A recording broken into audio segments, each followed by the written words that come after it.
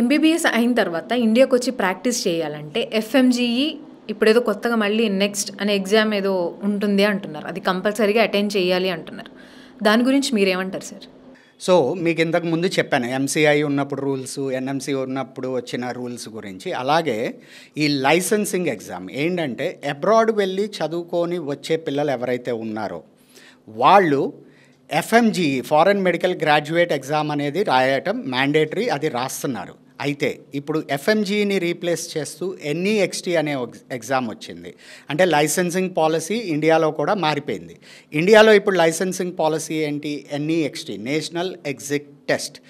ఈ national exit test అనేది NMC act 2019 అంటే నేషనల్ మెడికల్ కమిషన్ 2019లోనే ఒక యాక్ట్ రూపంలో తీసుకొచ్చింది. దాంట్లో చాలా క్లియర్గా నేషనల్ ఎగ్జిట్ టెస్ట్ గురించి చెప్పడం జరిగింది. అండ్ ఈ నేషనల్ ఎగ్జిట్ టెస్ట్ అనేది